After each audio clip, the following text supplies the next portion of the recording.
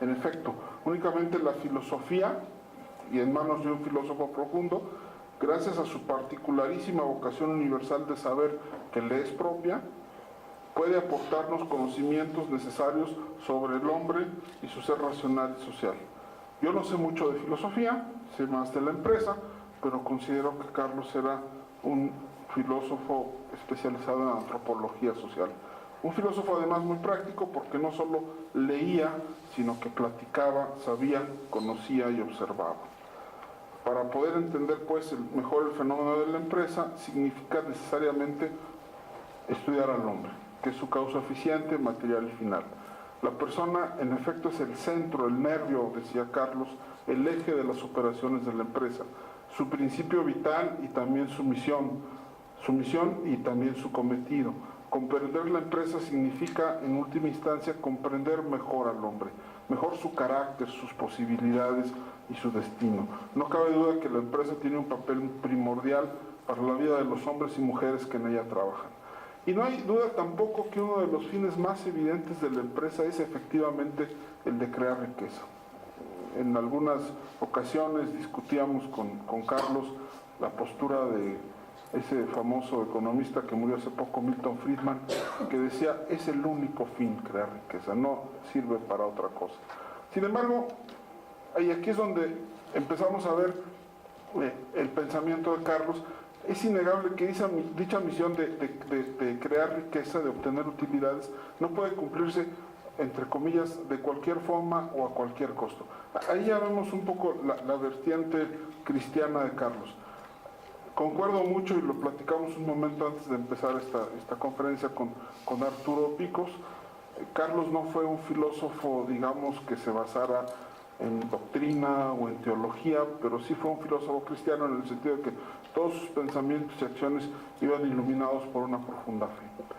Entonces, decíamos que la misión de crear riqueza no puede cumplirse de cualquier forma o a cualquier costo, pues si aceptáramos tal ambigüedad, también el crimen organizado, el terrorismo, el narcotráfico, podrían ser considerados como empresas y muy rentables. Y esta es una afirmación contraria al sentido común. Es así que muchos pensadores, entre otros el doctor Carlos Llano, vislumbraron la necesidad de afirmar que la creación de riqueza solo puede aceptarse si es a la vez consecuencia de brindar un bien o un servicio a la sociedad. Otro destacado conferencista de este instituto, que es don Lorenzo Servirge, lo pone como lo que la empresa proporciona a la sociedad es algo que le haga bien, es un fin ético, es algo que sea bueno. Una droga, narcotráfico, promover abortos, no es algo que enriquezca a la sociedad. Entonces, la creación de riqueza solo puede aceptarse si es a su vez consecuencia de brindar un bien o un servicio a la sociedad. Y no solo eso, una empresa también busca perseverar en el tiempo, busca continuar con sus actividades mientras ello convenga a sus accionistas y a sus empleados. De este modo, y en consonancia con el razonamiento anterior, se distinguieron tres causas finales muy evidentes de la empresa. Crear valor económico agregado, que es como elegantemente los economistas llaman a las utilidades, que es la creación de riqueza, el valor económico agregado. Decimos en las clases que lo que la empresa hace es que conjuga una serie de insumos y los ofrece como producto o servicio, y el valor que obtiene por ofrecer ese producto o servicio es superior a lo que le costó todo lo que usó para fabricarlo. Esa es la creación de riqueza. La verdad es que es un fin muy fuerte, porque lo que las empresas hacen es crear riqueza, ayudan a satisfacer necesidades al mismo tiempo. Todos los que usamos anteojos, todos los que usamos electricidad, todos los que usamos ropa, todos los que tomamos medicinas, nos vemos beneficiados de esa acción, digamos, benéfica de la empresa. Y esa acción benéfica de la empresa, que para nosotros representa un valor muy alto, para la empresa representa creación de riqueza. Nosotros no tendríamos la habilidad de hacer todo lo que consumimos, seríamos bastante ineficientes. La empresa nos lo facilita mucho. No podríamos hacer una camisa, mucho menos un reloj, y lo podemos comprar a un precio que para nosotros es accesible. Así funciona la economía, así va creciendo, va creando la empresa riqueza. Una riqueza que crea proporcionando un servicio o bien a la sociedad lo tiene que aceptar, y además buscando preservar en el tiempo.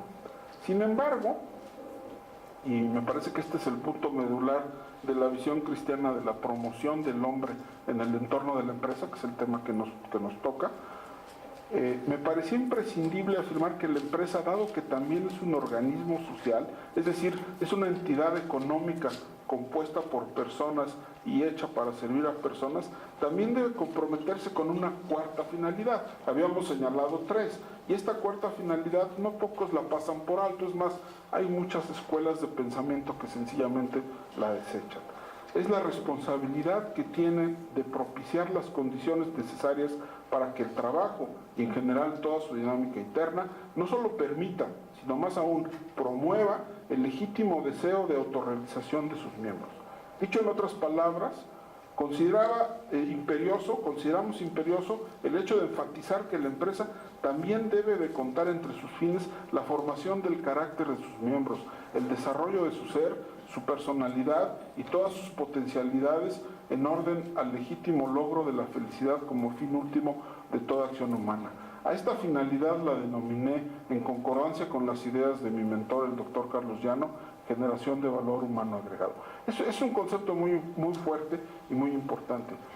Si una persona trabaja en una empresa, va a crecer, no solamente físicamente, o más bien dicho, no físicamente, va a crecer personalmente, va a aprender cosas, se va a hacer mejor, va a desarrollar competencias, va a adquirir habilidades, va a desarrollar capacidades, va a poder hacer algo por los demás, va a poder darle de comer a su familia, va a dar un buen ejemplo de trabajo, va a aprender un oficio.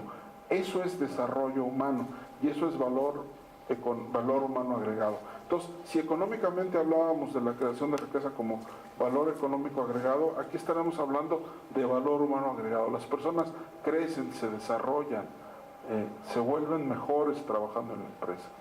La creación de valor humano agregado la definimos como la perfección entitativa, la formación del carácter, el desarrollo personal y o la formación moral e intelectual que el ser humano puede obtener a través del trabajo y que la empresa, al ser un lugar de trabajo, puede y debe proporcionar como una finalidad intrínseca, ineludible y natural más de su ser. No puede dejar de hacerlo. La radicalidad de esta afirmación pues debe entenderse como sigue. Así como una empresa no puede renunciar a generar riqueza como una de sus finalidades esenciales, si una empresa no genera riqueza, si no tiene utilidades, se pone en peligro de desaparecer porque no tiene para pagar lo que está comprando, por decirlo muy radicalmente. Tampoco puede renunciar a crear valor humano agregado para sus empleados. Estos empleados incluyen desde el director general hasta el encargado provisional de realizar las actividades más sencillas.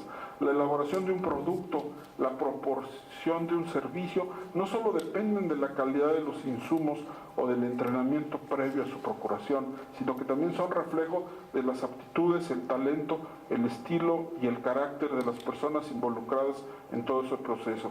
Yo recuerdo muy claramente que allá por 1986, hace ya casi 30 años, cuando se puso de moda todo el movimiento de calidad en los productos, la revista de Fundameca le hizo una entrevista a Carlos Llano, donde Carlos dijo una cosa que a mí me llamó mucho la atención. En aquel entonces estaba mucho más joven, donde Carlos decía: las empresas no son de calidad, las empresas no son de calidad, las personas son de calidad. Las empresas de calidad son aquellas empresas donde los que trabajan hacen las cosas con calidad. Este fue un pensamiento en ese momento para mí bastante radical y que me ayudó a entender muy bien el enfoque antropológico del doctor Llano. Es decir, las personas, repito, esta calidad de los insumos son el reflejo de las aptitudes, el talento, el estilo y el carácter de las personas que están involucradas en todo el proceso de la empresa. En esta creación del valor humano agregado se da en 3 ejes o dimensiones que nos van explicando cómo la empresa ha ido evolucionando, porque la empresa ha tenido evolución a lo largo del tiempo. La evolución más acelerada quizá la hayamos visto en el último siglo, pero bueno, pues podemos hablar de empresas desde hace muchos años. El primer eje, la primera dimensión es un eje mecanicista. Recordemos que en los primeros tiempos el trabajador era percibido como un engrane, como una máquina, que iba usando sus músculos y su fuerza y usaba poco su inteligencia. Es una visión que vemos caricaturizada por ejemplo, en una película de Charlie Chaplin que se llama Tiempos Modernos, donde la empresa olvida que quien está en la línea de producción es una persona y lo trata como un engrane más, como una máquina más. A lo largo del tiempo las empresas se fueron dando cuenta de que no bastaba tratarlo así, tenían que tratarlo como persona, tenían que aprovechar además todas sus capacidades. La segunda dimensión que se da en la empresa es la dimensión de comunidad. En la empresa trabaja un grupo de personas que se relacionan entre sí y que tienen deseos y aspiraciones personales. Las empresas exitosas saben tomar en cuenta estos deseos y aspiraciones personales y promueven que se vayan cumpliendo esos objetivos de la comunidad para mayor satisfacción de sus integrantes y también de los propios objetivos de la empresa. La meta a alcanzar, en este caso la llamaremos plenitud, busca enmarcar el legítimo fin de la eficacia dentro del deseo de la autorrealización personal y servicio a la sociedad. Yo me siento a gusto en la comunidad, en la empresa, si la empresa me ayuda a llevar a cabo mis fines, que pueden ser no solamente, y ahí está definido muy bien el valor humano al agregado, no pueden ser no solamente el salario que obtengo, sino las oportunidades de formación, las oportunidades de crecimiento, las oportunidades de hacer algo por los demás, las oportunidades de aprendizaje. Esas cosas me van, digamos, dando cierta plenitud y entonces hago las cosas mucho más a gusto.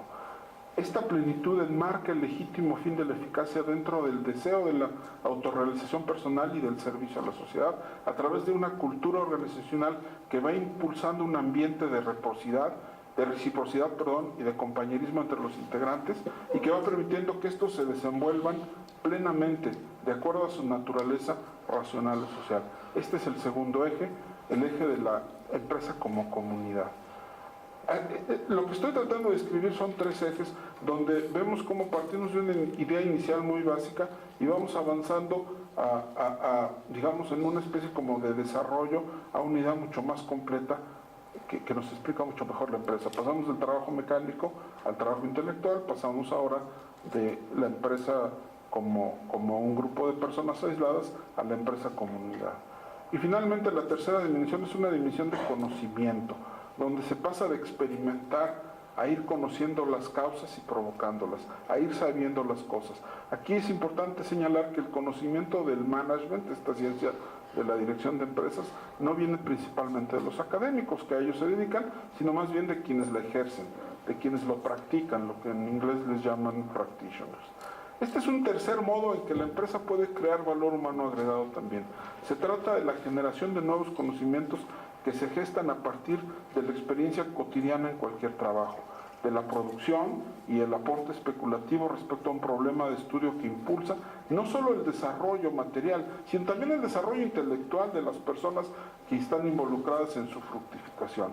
Estos nuevos conocimientos que poco a poco han dado pie a configuración de nuevas teorías sirven por un lado para fomentar mejores prácticas y lograr resultados superiores, pero también para manifestar la dimensión más propia del ser humano, es decir, su racionalidad. Y aquí podemos hablar, aquí se encarna muy bien otro tema que tocó mucho el doctor Llano, que es el de las empresas inteligentes.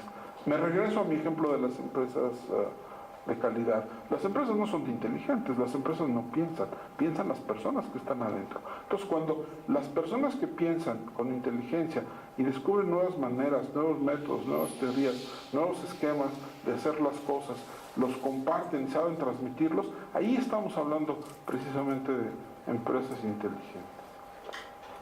Después de hablar de estos tres ejes, la conclusión de estas reflexiones es contundente.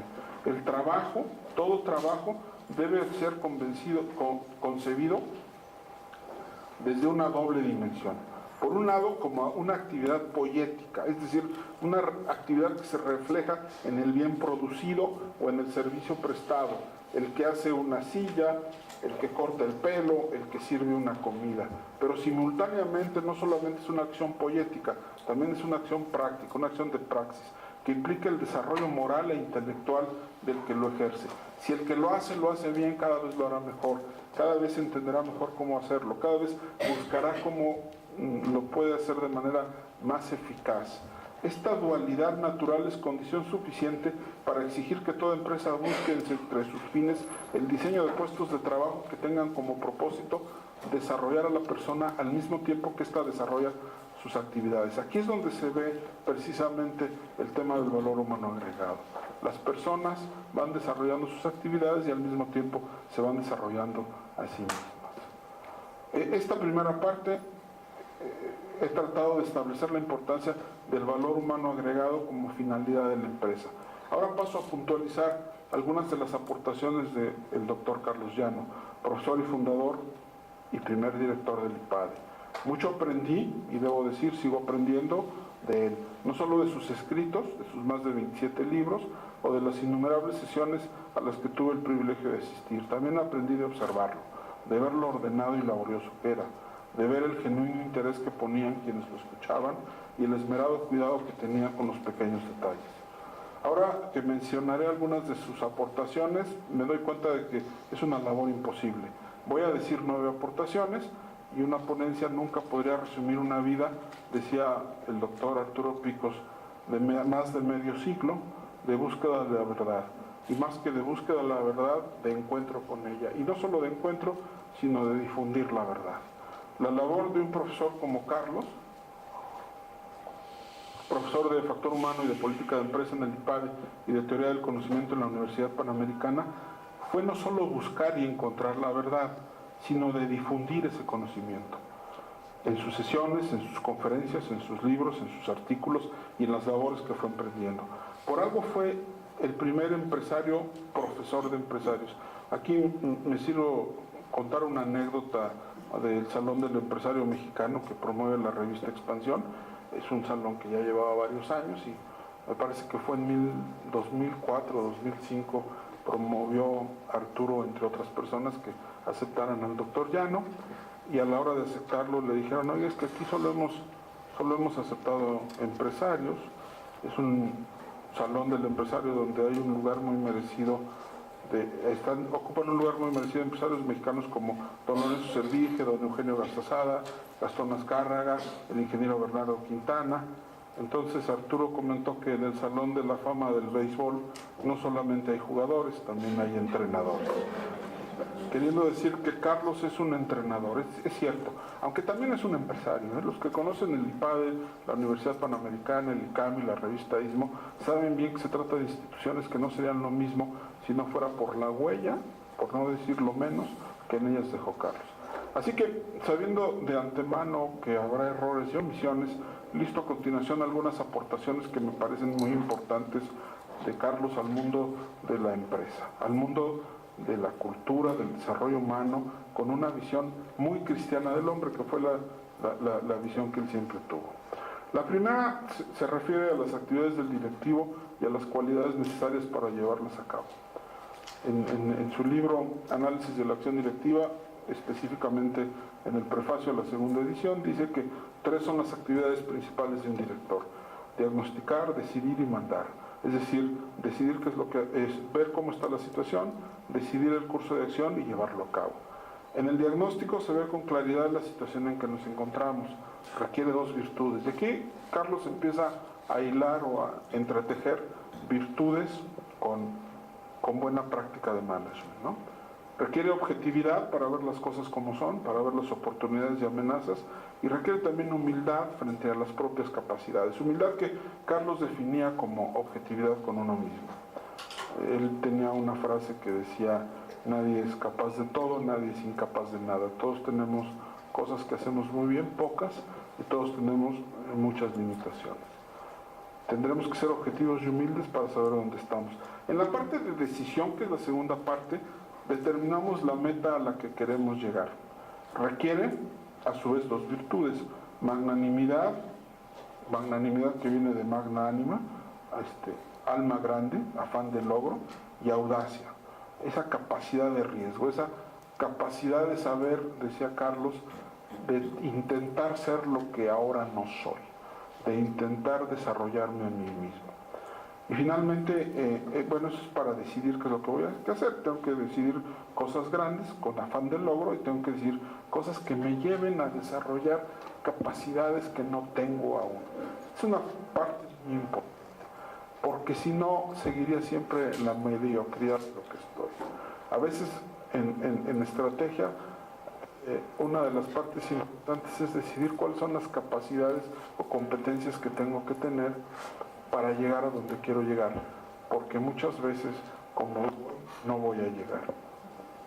Carlos escribió, por cierto, un artículo muy bueno en mismo que se llamaba El director de empresa frente a sus problemas, donde dice que los problemas no son como conejos que van brincando y que tengo que ir matando, sino que son más bien como obstáculos que yo mismo escogí cuando escogí un objetivo difícil. Cuando escojo un objetivo difícil, inmediatamente se me alinean una serie de problemas que tengo que ir resolviendo para lograr ese objetivo. Entonces los problemas no es algo que me va apareciendo, sino más bien es algo que yo busqué a la hora de proponerme hacer algo. Por eso necesito mucha audacia y magnanimidad para proponerme cosas que valgan la pena. Y finalmente necesito ejecución, es decir, necesito llevar a cabo lo que decidí. Este mando o esta ejecución se impulsa a las personas, y aquí viene otro concepto muy importante de Carlos, se impulsa a uno mismo. Carlos afirmaba que una persona muy difícil de gobernar es uno mismo para alcanzar la meta. Aquí se requiere principalmente fortaleza, esa capacidad o esa virtud que nos permite acometer, pero también aguantar o resistir, constancia para no dejar de hacer las cosas, y confianza en los demás, porque se hacen muchas veces las cosas a través de los demás. Otra aportación que me parece muy interesante es su concepto de el liderazgo anamórfico. Está en un libro que se llama El empresario en México.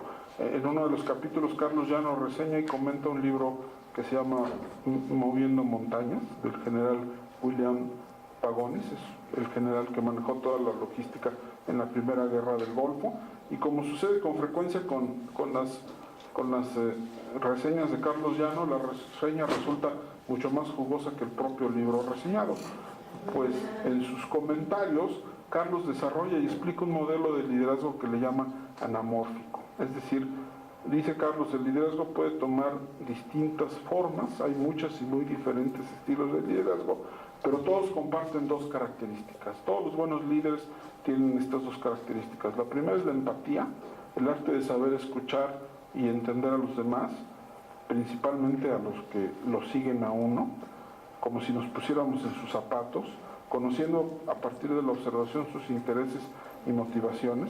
Se trata de una empatía que tiene mucho de la caritas cristiana, la caridad, esa virtud cristiana que consiste en querer al prójimo como a nosotros mismos y que se opone a la envidia y a la animadversión, y también con la pericia, que es el dominio maestro de alguna área que aparentemente podría no tener que ver con lo que estamos haciendo, pero sin embargo, quien sabe alcanzar el grado de excelencia, es decir, el grado de pericia en alguna actividad, sabe lo que significa tener la fortaleza para alcanzarlo, sabe recorrer el camino.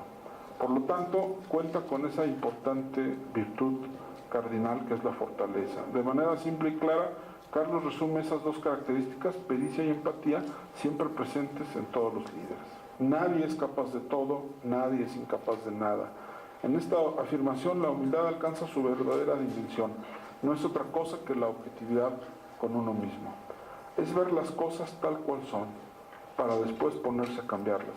Humildad no es apocamiento o falta de confianza en uno mismo, como a veces malamente pensamos. Humildad es conocimiento profundo de la propia realidad, para saber lo que se podrá hacer y qué habrá que rectificar, modificar o adquirir. Otro tema que también toca y que me dio gusto verlo porque está dentro del texto que nos invita a estas jornadas es los fantasmas de la sociedad contemporánea. Una sociedad compulsiva, permisiva, impersonal, hedonista y anárquica. Vivimos bombardeados de ideas, de modos de vida, rodeados de imágenes en la tele, en la calle, en el internet, en la radio, en el iPod, en el iPad, en los pasillos del aeropuerto, en los periódicos. Todas nos proponen ideas diferentes, a veces atractivas, a menudo muy seductoras, y no sabemos de dónde asirnos. ¿Cuál es la diferencia entre una sociedad permisiva y hedonista? ¿Por qué es impersonal? En este libro, que es una recopilación de artículos, Carlos va enfrentando cada tema, lo va analizando y lo va clarificando. Carlos dice que hay que tener referencias claras que nos permitan ver diáfanamente propuestas cubiertas o propuestas engañosas, para que no nos den gato por liebre. Aquí lo que está atrás de esto es la práctica de otra virtud cardinal, que es la templanza, que se puede practicar cuando cuenta uno con la virtud de la fortaleza. Mi octava referencia es al posmodernismo en la empresa. Carlos Llano también fue de los que tocaron el tema del posmodernismo, ese desencanto de la sociedad con el Estado y con el mercado. La sociedad está desencantada de promesas incumplidas de parte del Estado y de parte del mercado, está desencantada con ideologías o promesas que no resuelven su problemática y vuelve los ojos a la empresa, la cual se encuentra de este modo adoptando un papel que francamente la empresa no pidió y que nos regresa al tema de este coloquio. La sociedad se lo ha asignado. Se vuelve pues la empresa un actor protagónico para la satisfacción de las necesidades de los individuos, no solo mediante sus productos, sus bienes y sus servicios destinados a sus clientes, sino también mediante lo que habíamos comentado, las oportunidades de desarrollo que ofrece a quienes en la empresa laboran. Llano estudia y analiza este fenómeno, haciéndonos entender mejor a la empresa y a sus nuevos roles. Aquí simplemente mencionar que recordemos el concepto de valor humano agregado. Dilemas éticos de la empresa contemporánea. La mayor parte del siglo XX, muchos pensadores del mundo de los negocios consideraron a la ética como un sujeto de estudio apartado del management. Llano descubre que no es así, que la empresa es un lugar donde las personas se encuentran, conviven, se asocian y aprenden, donde se desarrollan y enseñan, donde su vida va adquiriendo trascendencia. Por eso señala que quien quiera hablar de empresa no puede dejar fuera, como si fuera una persona no grata, a la ética, porque la naturaleza misma de la empresa, una comunidad de personas que conviven para alcanzar un bien común, es el terreno propio de la ética, algo impensable para quienes consideraban o siguen considerando que el mundo de los negocios se rige por el conocido aforismo de business is business. Los negocios son los negocios, lo demás déjalo aparte. Yo creo que en ese actuar, y bueno, el doctor Picos lo conoce mucho mejor, en ese actuar ético que va incluyendo la ética y la eficacia, está el verdadero reto que enfrentan las empresas, ¿no? Se necesita ser muy audaz para actuar así. Finalmente, el director en busca de sí mismo, el viaje al centro del hombre. En este punto, aparentemente, Carlos se aleja de los terrenos del management y se adentra en terrenos filosóficos, más concretamente antropológicos. Y esto solo es aparente, pues en el pensamiento de Carlos siempre hay una unidad y coherencia entre su visión antropológica y su visión de la teoría del management, de la dirección de operaciones. En esta obra Llano nos muestra cómo las personas son tan grandes como sus proyectos. Es un viaje a Ítaca, donde cada uno de nosotros asumimos el rol de Ulises. Ese verso, bueno, que ya no hay tiempo de leerlo, donde ese verso que es del siglo pasado, donde nos va narrando cómo lo que importa en el viaje a Ítaca es el recorrido, no el destino. Lo que nos va haciendo crecer es el proceso, no el fin del proceso. Ese es el viaje al centro del hombre, el viaje de mejora continua. Llano va describiendo el recorrido, la importancia de la firmeza del terreno, las distracciones que se nos irán presentando y las distintas elecciones, las distintas direcciones que uno podrá tomar a lo largo del recorrido. Y termina citando a los Upanishads, esos libros sagrados del hinduismo, con una frase que a mí también me gusta mucho. Vale más proponerse la meta de la excelencia y no lograrla, que el proponerse la meta de la mediocridad y conseguirla. Todo un plan de recorrido para un hombre, para un director de empresa y por supuesto para un cristiano. Termino diciendo que en una entrevista sobre liderazgo que me tocó el privilegio de hacerle a Carlos, que salió publicada después en la revista Expansión, una frase que me dijo muchas cosas interesantes, retomo nada más una frase. El verdadero líder, el verdadero director, es aquel que se preocupa más de con esto cierro lo de valor humano agregado, es aquel que se preocupa más de las personas que hacen las cosas que de las cosas que hacen las personas. Ese es el verdadero enfoque humanista.